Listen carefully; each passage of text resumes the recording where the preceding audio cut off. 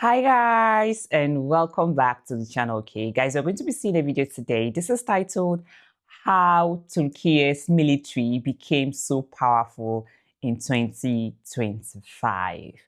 All right, I hope I got the pronunciation of your country right, because you guys are always quick to attack me in the comment section that it's no longer Turkey but Türkiye. All right, so I am not Turkish, so sometimes these pronunciations can be a little bit hard, especially for someone who is not Turkish. All right, so you guys should pardon us when we don't make the right pronunciations. All right, so if you're curious to see this video with me, please subscribe, and if you find this video interesting, like, share, and comment. All right, so guys, I got a new mic. All right, I know I've been reacting to Turkish videos previously. All right, and you guys have been commenting that my mic is bad and all of that. I should get a new mic. Okay, good news. I have a new mic now, and I hope this sounds better. This is a DJI mic. I hope this sounds better. Or better still, I'll keep looking for a better and affordable mic. All right, so let's jump into this real quick. While you were scrolling social media, Turkey quietly became the 9th most powerful military on Earth, selling $7 billion worth of weapons globally. But here's what nobody saw coming.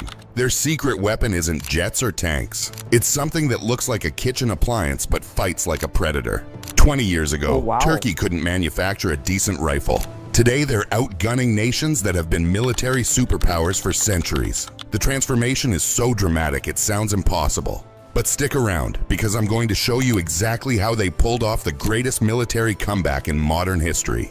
In 2003, Turkey was importing 80% of their military equipment, outdated Soviet gear, dependency on foreign suppliers, and zero respect on the global stage.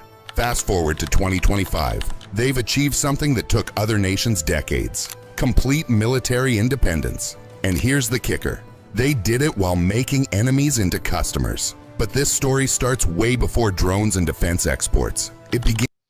Okay, they made it through making enemies their customers. Okay. All right. Tell me about that in the comment section, guys. Begins with cannons so massive, they needed 60 oxen to move them, and an empire that ruled 3 continents before most countries even existed. The Ottoman Empire didn't just fight wars, they revolutionized them. When Sultan Mehmed II rolled up to Constantinople in 1453, he brought the Basilica Cannon, a medieval monster that made castle walls obsolete overnight. The Ottomans understood something that modern Turkey would rediscover centuries later: game-changing weapons win wars before they're even fought. But empires fall, and by the early 1900s, Turkey was called the sick man of Europe. World War I nearly destroyed them completely. Then came Mustafa Kemal Ataturk, who threw out the sultans and declared something revolutionary: Turkey would never be dependent on foreign powers again. Here's where the story gets interesting. While other nations were debating drone ethics in committee meetings, Turkey was building them in garages. The Bayraktar TB2 started as a family business project. Today it's exported to 33 countries and has more combat kills than some entire air forces. The Syrian conflict became Turkey's testing ground. Every mission, every strike, every success was data. They weren't just fighting a war, they were perfecting a product. And when the footage from the 2020 Nagorno-Karabakh conflict went viral, showing Turkish drones obliterating armor columns, the world suddenly realized Turkey wasn't playing catch-up anymore. They were leading. But here's what nobody expected, and this is crucial for understanding how Turkey became so powerful. The drone success was just the beginning. Turkey's 2025 defense budget hit a record $47 billion, and they're spending it strategically. While competitors build expensive, over-engineered systems, Turkey focuses on cost-effective, combat-proven solutions. Their Bayraktar TB2 costs 1/10 of an American Reaper but delivers the same results. The numbers tell an incredible story. Defense exports jumped 29% in 2024 alone, reaching $7.154 billion. Baykar, the drone manufacturer, exported $1.8 billion worth of equipment by themselves. That's more than entire defense budgets of some NATO countries. And here's something that should terrify traditional suppliers. Turkey doesn't attach political strings to their sales. No lengthy approval processes, no congressional hearings, no human rights lectures. Want drones? Pay the price, take delivery. It's that simple. Their customer list reads like a geopolitical who's who. Ukraine relied on Turkish drones against Russia. Poland, a major NATO ally, chose Turkish systems over American alternatives. Even Croatia, surrounded by EU partners, picked Turkish technology. When NATO countries start buying from Turkey instead of the United States, you know something fundamental has shifted. But the real genius isn't just in what they build, it's in how they've positioned themselves globally. And this brings us to the most controversial part of their strategy. Turkey plays by different rules, and that's exactly what makes them dangerous.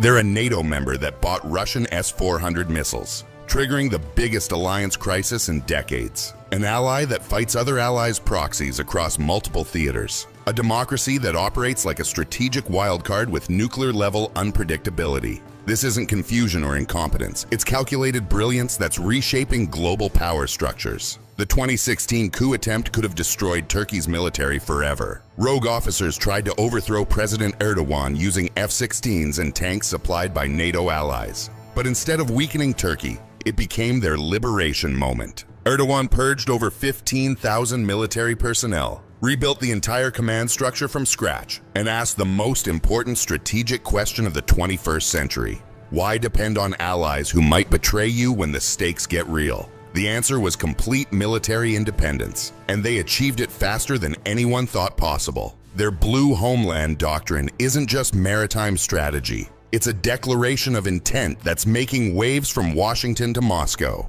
Turkey claims vast areas of the eastern Mediterranean, backed by naval power and the demonstrated willingness to use it against anyone who challenges them, including fellow NATO members. Here's what makes Turkey's military expansion truly unprecedented.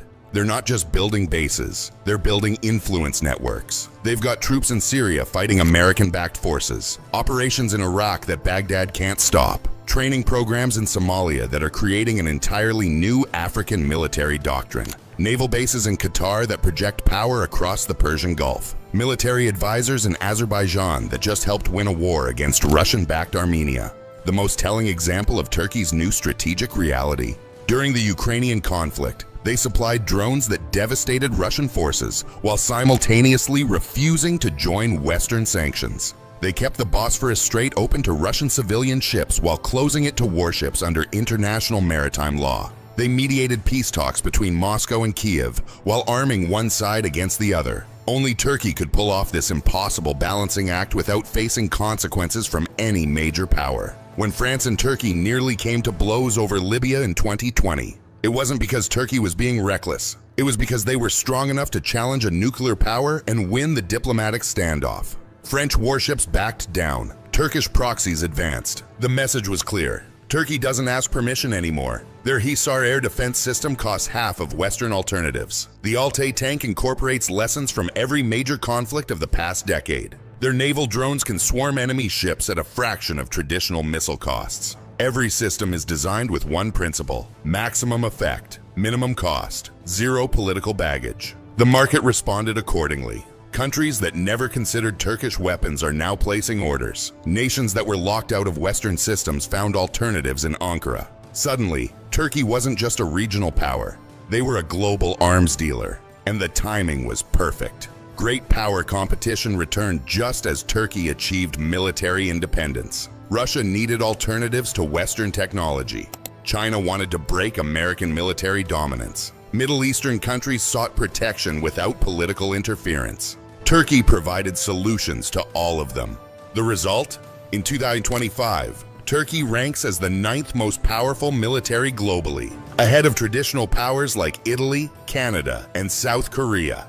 Their defense industry employs over 80,000 people and achieves nearly 80% domestic production. They've gone from importing everything to exporting everywhere. From Ottoman cannons that shattered medieval walls to drones that dominate modern battlefields, Turkey has never stopped innovating in warfare. The question isn't whether they'll grow stronger, it's how much stronger they'll become. With new conflicts brewing worldwide and traditional suppliers losing market share, Turkey's military story is just getting started. What do you think about Turkey's rise to military superpower status? Drop your thoughts in the comments, smash that subscribe button, and hit the bell icon because we're covering more shocking military transformations that nobody saw coming.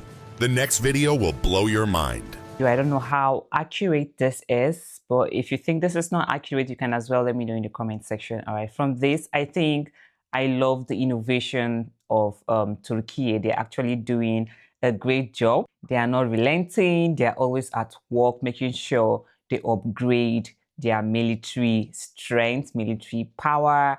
And I also like the fact that they are no longer exporting much.